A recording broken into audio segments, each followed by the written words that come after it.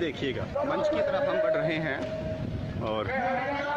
अमित शाह जी का भाषण इस समय चला हुआ है। इस वक्त की बड़ी खबर निकल के आ रही है दोस्तों। हम आपको बता दें कि अमित शाह मंगलवार को पीतल नगरी मुरादाबाद में उनकी जनसभा होनी थी और जनसभा से पहले ही जिस तरीके से वहां के नज़ारे आए उसको देखकर भारतीय जनता पार्टी की पूरी तरीके से नींद उड़ गई है। जी हम आपको बता दें दोस्तों कि पीतल नगरी में मंगलवार को आयोजित रैली में भाजपा अध्यक्ष अमित शाह ने यूपी को साधने की तो कोशिश कर ली, लेकिन जो वहां का नज़ारा था उसे देखकर हर कोई भारतीय जनता पार्टी की मजबूती 2019 में कितनी है इसको लेकर पूरी तरीके से नजर आ गया है कि बीजेपी इस समय कितनी मजबूती के साथ लड़ रही, क्योंकि माना जा रहा है जिस तरीके की वहां की कुर्सियां पूरी तरीके से खाली थी और बीजेपी अध्यक्ष जैसे ही मंच पर पहुंचे वो पूरे के पूरे सामने के नज़ारे को देखकर वहां का मूड समझ गए। हालांकि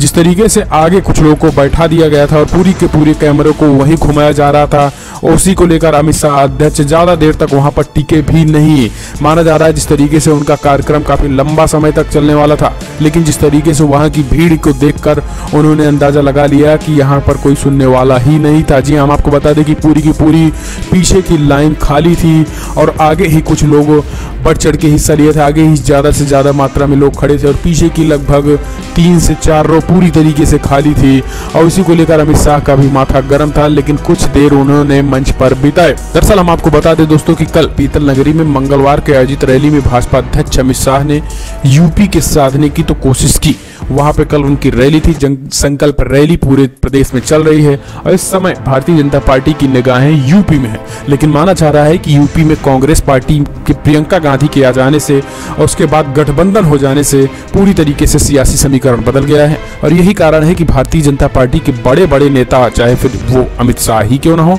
या फिर योगी हो या फिर हेमा मालिनी, बड़े बड़े नेताओं की रैली में भीड़ ही नहीं जुट रही है। 2 दिन पहले ही भी वाकया सामने आया था जब हेमा मालिनी और सीएम योगी आदित्यनाथ मथुरा में रैली कर रहे थे, वहां पर भी भीड़ नदारद दिखी। ऐसे में माना जा रहा है जिस तरीके से रैलियों में अब बीजेपी की भीड़ गायब होने लगी है, इससे कहीं ना कहीं जनता में असंतोष भारतीय जनता पार्टी को लेकर है और यही कारण है 2019 को लेकर बीजेपी की मुश्किलें बढ़ रही हैं और जिस तरीके से बीजेपी की मुश्किलें बढ़ रही हैं, बीजेपी के नेताओं में हड़बड़ाहट भी बढ़ रही है। अब पुराने नेताओं को भारतीय जनता पार्टी साधने की कोशिश कर रही है। यही कारण है कि मुरादाबाद पहुंचे अमित शाह